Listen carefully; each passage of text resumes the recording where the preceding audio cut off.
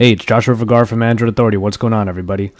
And today we're comparing two phones that, for the most part, are exactly the same. This is the Sony Xperia Z versus the Sony Xperia ZL. Obviously, we're going to start with the look and feel. The Xperia Z brought a design we don't see too often these days, a very blocky, rectangular design with rigid corners. This rather unique look has brought the Z quite a bit of design praise, and for good reason. It really is a quite sleek glass-encased phone. Glass on both sides makes the Z very fingerprint prone, however, and the button layout is on the right side with the large and hard-to-miss silver power button above the volume rockers. All ports are then covered by pieces of plastic to help one of the Z's main draws, its water and dust resistance. The Xperia ZL, on the other hand, isn't all glass, but the front is reminiscent of that rectangular design. There is, however, a really cool LED light that isn't just a circular pulse found at the bottom. Instead, it is like a line that is very Sony-like in spirit. The back, though, is made of a textured plastic that does help lower the slippage. The little cover on the bottom houses the SD and micro SIM slots and is arguably the only real eyesore. The button layout is a little different. The silver power button is in the middle again, while the volume rockers are now above, but below the power button is the ZL's main addition here, which is the dedicated camera button. And as far as the size goes, it is about 5mm shorter than the Z, but a few millimeters thicker. This slightly smaller size, in terms of its form factor, does make a difference though. So for design, the Xperia Z is the phone that causes more heads to turn. And I'm being serious there. Whenever I had the Xperia Z out, someone wanted to know what it was because it wasn't only different, it was also quite attractive. However, the ZL gets the point for feel because it is the most compact body you can find on a 5-inch screen. The real estate on the front is over 75% covered in just the 1080p screen, and when the bezel is that small, the body shrinks too. So this is probably one of the best handling phones, if not the best handling phone with a 5-inch screen, and that's really darn cool.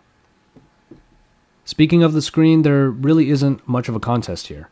Both the Z and the ZL have a 5-inch 1080p screen capable of 441 pixels per inch. They are very sharp displays that benefit from the Bravia engine, especially when you just look at them dead on. But unfortunately, you're going to get the same bad viewing angles on both devices, as the fidelity of the displays are greatly degraded at even moderate angles.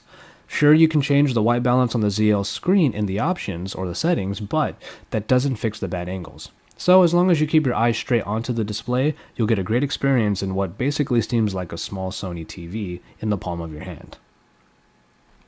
Hardware and performance turns this into a story of what exactly do you want. Performance-wise, you get the same package in either device. The 1.5 GHz Snapdragon S4 Pro with an Adreno 320 GPU. 2 GB of RAM are available, and then you have 16 or 32 GB of memory expandable by SD card slots. But the hardware in the Z is all water resistant up to 1 meter in water, which is pretty nice. It makes for a cool trick to show off to your friends, but can also be a saving grace in an accident if someone spills water or what have you onto your device. Meanwhile, the not waterproof or water resistant Xperia ZL has an IR blaster that allows it to communicate with various devices like TVs or Blu-ray players, which effectively make it replace your remotes. Unfortunately, both have their advantages in these cases and thus fulfill particularly different needs. Water resistance is cool, but so is natively being able to turn on pretty much any TV you might have. We got another tie here. Battery life doesn't change this result at all either. Even though the Xperia ZL has 40 more milliamps in its battery than the one found in the Z, which is at 2330, you still get the same decent battery life either way. As far as software goes, you do get the same Jelly Bean 4.1.2 operating system covered in Xperia flavors in either phone.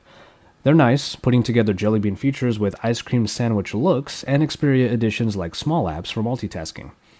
The only real advantage here is found in the Xperia ZL because of its IR blaster. You get the remote control application, which allows you to take control of pretty much any device that you might have for media, like TVs, set-top boxes for cable, or Blu-ray players. It may not work right away, but there is a manual setup mode so that you can make it work when you need to.